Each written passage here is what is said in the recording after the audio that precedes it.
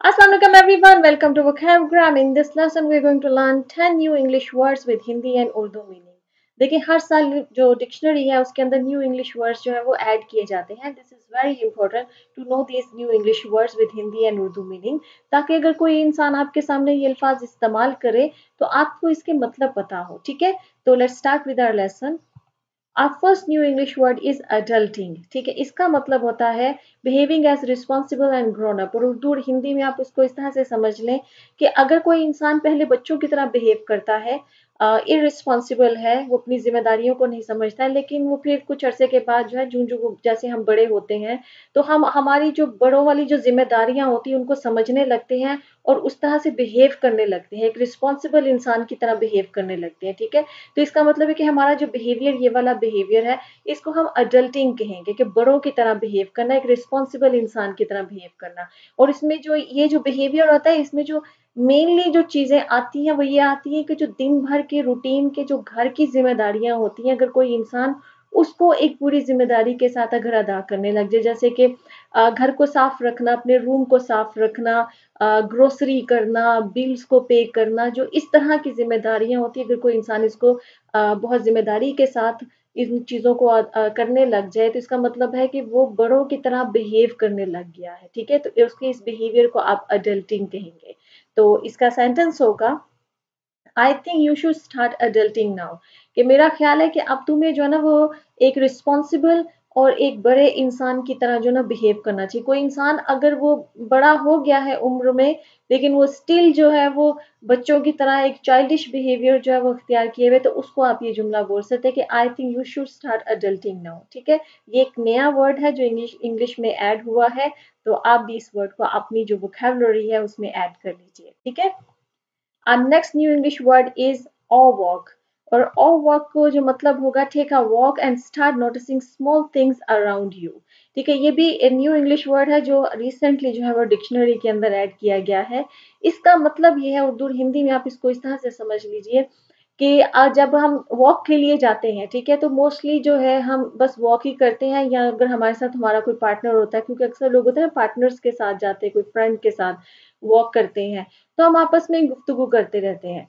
लेकिन अगर आप वॉक के दौरान में जो इर्द गिर्द की जो छोटी छोटी डिटेल्स हैं, जो स्मॉल थिंग्स हैं, उनको अगर नोटिस करने लग जाए, जो जैसे मोस्टली लोग जो है वो पार्क में वॉक करते हैं, तो पार्क में जो एक नेचुरल ब्यूटी है, आप इर्द गिर्द के जो पौधे हैं उनको जो है नोटिस करने लग जाए, जो फ्लावर्स हैं वहां पर उनको नोटिस करने लग जाए, और जो एक नेचुरल ब्यूटी है उस ब्यूटी को अगर आप प्रेज करने लग जाए, अप्रिशिएट करने लग जाए, तो इसका मतलब कि आपकी जो वॉक है ना, ये एक ऑ वॉक है. ठीक है, और इसका सेंटेंस होगा, I and my grandma take an ऑ वॉक डेली. कि मैं और मेरी जो ग्रैंड माँ है, हम डेली जो है ना वो एक ऑ वॉक लेते हैं, मतलब कि हम वॉक पे जाते हैं और इर्द गिर्द की जितनी भी खूबसूरती है, जितनी भी नेचुरल ब्यूटी है, उसकी जो स्मॉल स्मॉल डिटेल्स है, हम उसको नोटिस करते हैं और उसको अप्रिशिएट करते हैं और प्रेज करते हैं. ठीक है. Our next new English word is contactless. ये भी एक नया वर्ड है जो रिसेंटली जो है वो डिक्शनरी के अंदर ऐड किया गया है, और इसका मतलब है wireless technology to make payment. आप समझ ही गए होंगे इसके मतलब से. ठीक है, कि ये नया जो वर्ड है जो क्वाइन किया गया है. ठीक है, इस वर्ड का मतलब ये है कि जितनी भी पेमेंट्स हो रही हैं, अगर वो वायरलेस हो रही हैं, जिसमें कि ह्यूमन इंटरेक्शन नहीं हो रहा है, ठीक है, जितनी भी ट्रांजैक्शंस हो रही हैं, ठीक है, तो वो कॉन्टेक्टलेस हो जाएंगे. इसमें डेबिट कार्ड्स आ सकते हैं, क्रेडिट कार्ड्स आ सकते हैं, आप अपने मोबाइल फोन से अगर पेमेंट कर रहे हैं तो ठीक है, तो ये एक कॉन्टेक्टलेस पेमेंट है, क्योंकि इसमें आपका किसी दूसरे ह्यूमन के साथ जो है वो कॉन्टेक्ट नहीं हो रहा है. इसी तरह से जैसे आपने चूंकि ये पैंडेमिक का जो सारी सिचुएशन चली है, तो इसमें मोस्टली जो है जितनी भी खरीदो फरोख्त हो रही है, जितने भी काम हो रहे हैं वो ऑनलाइन हो गए, और ऑनलाइन काम होने की वजह से जितनी भी ट्रांजेक्शन हो रही है, पेमेंट्स हो रही हैं, वो कॉन्टैक्टलेस पेमेंट्स हो रही हैं. ठीक है, यहाँ तक कि आप ऐसी होम डिलीवरी को भी कॉन्टैक्टलेस होम डिलीवरी कह सकते हैं. जैसे आपने कोई चीजें मंगवाई, कोई ग्रोसरी मंगवाई, और जो ग्रोसरी देने आपके घर है उसकी पेमेंट तो आपने जाहिर है ऑनलाइन की, उसमें कोई कांटेक्ट नहीं हुआ, आपकी पेमेंट भी कांटेक्टलेस है. लेकिन अगर ग्रोसरी देने वाला जो आया है, उसने ग्रोसरी का सामान जो आपके डोर स्टेप पे रखा है, उसने आपको हैंड ओवर नहीं किया है, आपके हाथ में नहीं पकड़ाया है, वो डोर स्टेप पे रख के चला गया है, और आपके बाद में जो है अपना मतलब कि दरवाज़ा खोल के अपनी ग्रोसरी जो है वो ली है, हासिल की है, तो ये जो होम डिलीवरी भी हुई है ये कॉन्टैक्टलेस हुई है कि ह्यूमन इंटरेक्शन इसमें नहीं हुआ है, ठीक है? तो कोई भी ट्रांज़ैक्शंस, कोई भी चीज़ जिसमें ह्यूमन इंटरेक्शन नहीं हो रहा है तो इसका मतलब ये कॉन्टैक्टलेस है, ठीक है? ये नया वर्ड है, अपनी वोकैब्युलरी में ऐड कीजिए और इसको यूज़ कीजिए। और इसका सेंटेंस है pandemic pave the way for contactless transactions.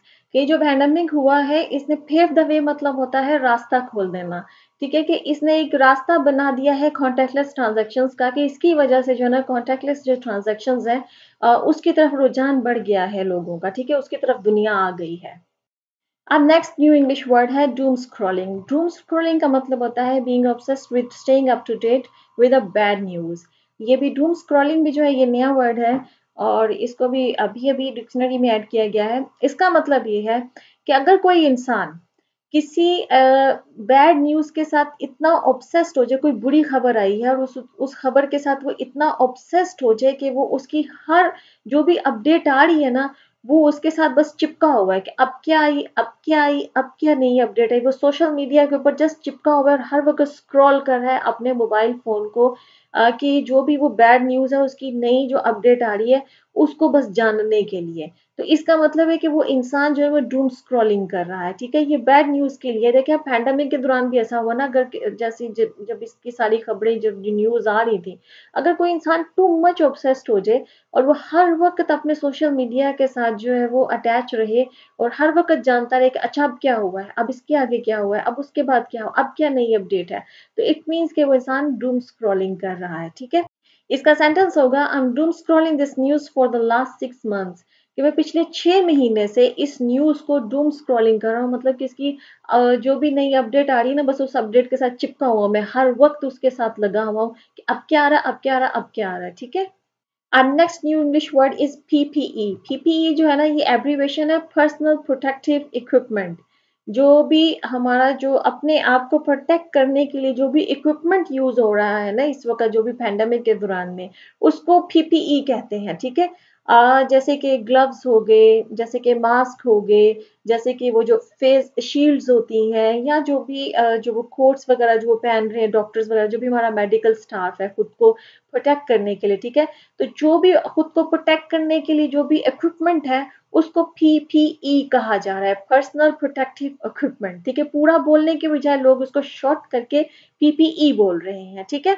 तो इसको आप इस तरह से यूज करेंगे the government is making sure to make the availability of PPE to every citizen. कि गवर्नमेंट जो है वो इस चीज को मेक श्योर कर रही है, मतलब इस चीज को यकीनी बना रही है, वो पूरा ख्याल रख रही है इस चीज का कि जो पीपीई है वो हर सिटीजन तक पहुंच जाए, ठीक है? जो पर्सनल प्रोटेक्टिव इक्विपमेंट है वो हर शहरी तक पहुंच जाए, ठीक है?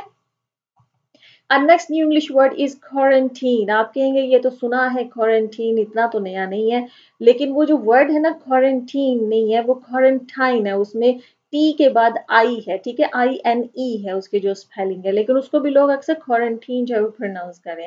एक्चुअली में जो ये वर्ड है ना क्वारंटीन, जो ये नया वर्ड जो ऐड किया गया है, इसका मतलब है टीनेजर ड्यूरिंग द पैंडेमिक। ये क्वारंटाइन को और जो टीन है इसको मिलाकर ये वर्ड बनाया गया है क्वारंटीन। अगर कोई जैसे टीन एजर किनको कहते हैं? टीन एजर कहते हैं जिनकी एज जो है वो 13 से लेके 19, 13 से लेकर 19 के दरमियान में हो, ठीक है? तो उनको हम टीन एजर्स कहते हैं।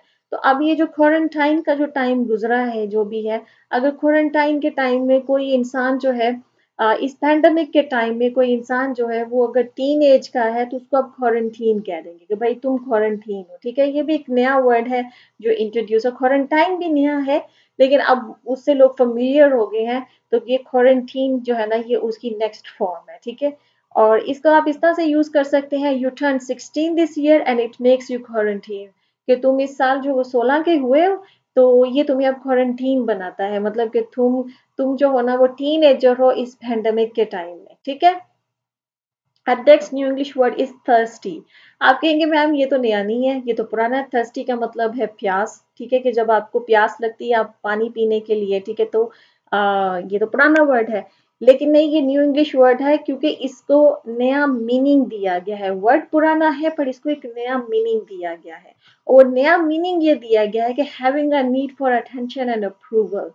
वो लोग जो कि हर वक्त उनको एक अटेंशन सीकर्स जो है, ठीक है, जिनको हर वक्त अप्रूवल चाहिए, अटेंशन चाहिए, उनके लिए ये वर्ड जो है ना यूज कर किया जाता है, थर्स्टी।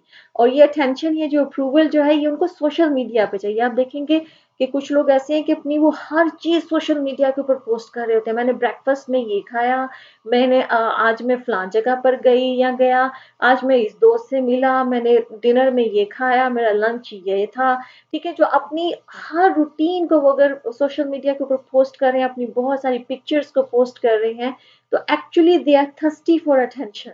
वो अटेंशन सीकर्स हैं, उनको अटेंशन चाहिए, उनको बहुत सारे लाइक्स चाहिए, उनको अप्रूवल चाहिए, ठीक है। तो ऐसे लोगों को अब ये जो वर्ड है उनके लिए यूज हो रहा है, और इसका मतलब ये है कि वो लोग जिनको सोशल मीडिया के ऊपर अटेंशन चाहिए, ठीक है। इसका सेंटेंस होगा, she seems thirsty and put so many photos of her on social media.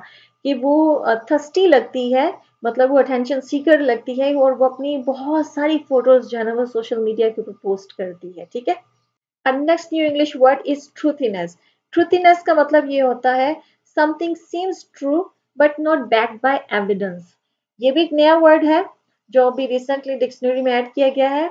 इसका मतलब ये है कि कोई चीज लग तो रही है कि शायद ये सच है, लेकिन उसके लिए कोई एविडेंस नहीं है, कोई प्रूफ नहीं है कि वो वाकई में सच है, लेकिन वो लोगों को लग रही है, वो उनकी एक जैसे ना गट फीलिंग हो गई, या उनकी एक इमोशनल फीलिंग है, उनको इमोशनली लग रहा है, उनके इमोशंस अंदर से कह रहे हैं कि मुझे लग रहा है कि ये सच है, लेकिन उसके पीछे, उसके सच होने के पीछे कोई एविडेंस नहीं है, कोई सबूत नहीं है। तो ऐसी चीज को आप ट्रूथीनेस कहेंगे। और इसका सेंटेंस होगा, लॉ डजंट सपोर्ट ट्रूथीनेस। कि जो कानून है, जो लॉ है, वो ऐसी किसी चीज को सपोर्ट नहीं करता जो ट्रूथीनेस हो, कि जो लोगों को लग तो रहा है कि ये सच है, पर चूंकि उसके पीछे कोई एविडेंस नहीं है, कोई प्रूफ नहीं है, तो लॉ उसको सपोर्ट नहीं करेगा, ठीक है। लॉ तो उस चीज को सपोर्ट करता है जिसका एविडेंस हो। हमारा नेक्स्ट न्यू इंग्लिश वर्ड है अनकॉन्शियस बाइस। अनकॉन्शियस बाइस का मतलब होता है अनकॉन्शियस डिस्क्रिमिनेशन विद पीपल। इसको थोड़ा सा समझ लीजिए आप। देखिए, बाइस कहते हैं, डिस्क्रिमिनेशन कहते हैं जब हम किसी दूसरे इंसान के साथ भेदभाव करते हैं। कोई इंसान अगर वो हमारी जात का है, हमारे रिलीजन का है, हमारे मुल्क का है, या ऐसी स्किन कलर का है जो स्किन कलर हमें पसंद है, या हमारी स्किन कलर का है, तो हम उसके साथ अच्छा सलूक करेंगे। और अगर कोई इंसान वो हमारी जात का नहीं है, हमारे रिलीजन का नहीं है, हमारे मुल्क का नहीं है, हमारे स्किन कलर का नहीं है, तो हम उसके साथ बुरा सलूक करेंगे। इस बिहेवियर को, इसको हम बाइस कहते हैं, डिस्क्रिमिनेशन कहते हैं। कि आप दो लोगों के बीच में जो है ना भेदभाव सिर्फ इसलिए कर रहे हैं, उनकी जात की बुनियाद पर, उनके रिलीजन की बुनियाद पे, या उनकी जो है ना वो स्किन कलर की बुनियाद पे, उनकी नस्ल की बुनियाद पे, ठीक है। इसको डिस्क्रिमिनेशन या बाइस कहते हैं। अब एक कॉन्शियस बाइस होता है और एक अनकॉन्शियस बाइस होता है। कॉन्शियस बाइस होता है कि आप जानबूझकर किसी किसी दो लोगों के बीच में जो है ना डिस्क्रिमिनेशन कर रहे हैं, जानबूझकर आप किसी इंसान को के साथ बुरा सलूक कर रहे हैं। अनकॉन्शियस बाइस ये है कि आप जानबूझकर नहीं कर रहे हैं, आप सोचकर नहीं कर रहे हैं, लेकिन वो बचपन से हमारे अंदर जो बिलीव्स जो इंस्टिल कर दिए गए होते हैं, बचपन से हमारे अंदर जो बातें बैठ गई होती हैं, वो अनकॉन्शियसली हमारे बिहेवियर में इफेक्ट कर रही होती हैं, ठीक है। क्योंकि हमारे अनकॉन्शियस माइंड के अंदर जो बातें बैठी होती है ना, वो हमारे सोचे समझे बगैर जो है ना वो हमारे बिहेवियर पे असरअंदाज। और इसका सेंटेंस होगा, we need to address unconscious bias in the work place. कि जो हमारे काम करने की जो जगह है, जो ऑफिस वगैरह है, वहां पर हमें जो अनकॉन्शियस बाइस हो रहा है लोगों के दरमियान में, उस पर बात करने की जरूरत है, उसको एड्रेस करने की जरूरत है, ठीक है। हमारा लास्ट न्यू इंग्लिश वर्ड है WFH। WFH बहुत कॉमन है, आपने आप बहुत सुन रहे होंगे आजकल। वर्क फ्रॉम होम, ठीक है, ये उसकी एब्रीवेशन है। घर से काम करना, ठीक है। अब पैंडेमिक के दौरान जो ये लॉकडाउन की जो सिचुएशन हुई है, तो उसकी वजह से अब क्या हो रहा है कि काम सारा जो है, अब जितने भी एम्प्लॉयज हैं, मोस्ट ऑफ द जो वर्क है वो घर से किया जा रहा है, ऑनलाइन तरीके से उसके किया जा रहा है, ठीक है। तो इसको हम कहते हैं वर्क फ्रॉम होम, और इसको भी अब डिक्शनरी में ऐड किया जा रहा है, इस वर्ड को भी। और इसका सेंटेंस इस तरह से होगा कि WFH is the best alternative during lockdown. कि लॉकडाउन के दौरान में आपके पास कोई भी और ऑल्टरनेटिव नहीं था, कि काम तो चलाना है ना, तो फिर काम करने का जो ऑल्टरनेटिव एक बेस्ट जो निकला गया वो यही है, work from home, WFH। Okay जी, हमारा लेसन यहाँ पे ख़त्म होता है। आई होप कि आपने ये जो तमाम न्यू इंग्लिश वर्ड्स हैं, इनको इनके हिंदी और उर्दू मीनिंग के साथ बड़े अच्छे से समझा होगा। इन वर्ड्स को अपनी वोकैब्युलरी में ऐड कीजिए, ठीक है? और इनको बोलिए, और अगर कोई और आपके साथ इस्तेमाल करता है, तो आपके लिए आई होप कि इस लेसन के बाद इन वर्ड्स को समझना आसान हो गया होगा। आई सी यू इन नेक्स्ट लेसन। अल्लाह हाफ़िज़।